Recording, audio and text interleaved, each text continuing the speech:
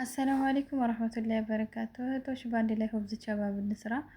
የተጠቀምኩት እንቁላል፣ ሄል፣ ጨው፣ ስኳር እንዲሁም ዘፈራን እሱን በአንድ ላይ ከመታሁ በኋላ አንድ ኩባያ ተኩል ደግሞ ዱቄት ተጠቅሜያለሁ። እሱን በኸላጥ ማምታት ትችላላችሁ በደንብ ማለት ነው። ከዛ እንዲቦካ ታረጉታላችሁ። ከቦካ በኋላ ደግሞ ሳጃችሁን አዘጋጅታችሁ እንደዚህ መጋገር ነው። ይዩት ኮከብ ይመስላል አልኳቸው እንትኑ አይኑ ማለት ነው።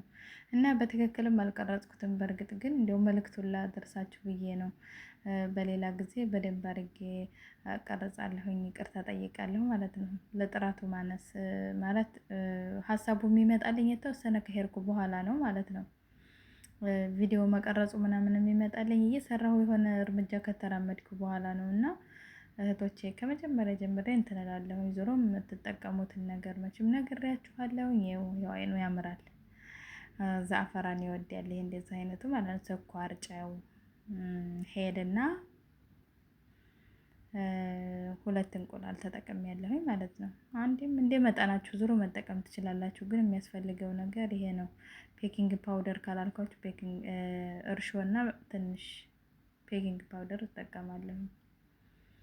የአንድ ሻይ ማንኪያ እንትንና እርሾ ካሜራና ግማሽ የሻይ ማንኪያ ደግሞ እንትን ማለት ነው። ይሄ ቤኪንግ ፓውደር አይደለም የሚባለው። እንደዛ ታረጉና በዚህ መልኩ ትጋግሩታላችሁ። ገለበጥኩት። አያችሁት አይደል? አይኑም ያምራል። ከኋላም ከፊት ነው የሚያምረው። ላሱር ለሚበላ ሱር ላይ ለመክሰስ ይሆናችኋል። ሞክሩት ውድ እህቶቼ፣ ሞክሩ። አሪፍ ነው። ቆንጆ ነው። ይኸው ገለበጥኩ። ከፊቱን በሰለ። እንደምታዩት ቀለል ያለ ነው። ብታዩት ስታነሱት እንኳን በጣም የቀለለ ነው። ልክ እንደኛ ሀገር እንጀራ ማለት ነው። ጣዕሙም ደግሞ ይጣፍጣል። እኔ በፊት እንኳን አረ ደግሞ ይሄ ምንድን ነው እያልኩኝ አልበላም ነበር። አሁን ተልቀመቀምኩ፣ ለመድኩላችኋለሁ። ይኸውት እንደምታዩት ሶፍት ነው። በቃ እንደዚህ እያሳየኋችሁ ነው የጨበጥኩት። ያው ምንም እንደማይሆነው በደንብ ነው ደስ የሚለው ሲበላ ለራሱ አፍ ላይ ማለት ነው። እና ሞክሩት። ሱር ላይ ቆንጆ ነው። ሰዎች በጣም ይወዱታል። ከምሰራው ነገር ሁሉ በላይ ብዬ ብነግራችሁ አይጋነንም። ሞክሩት።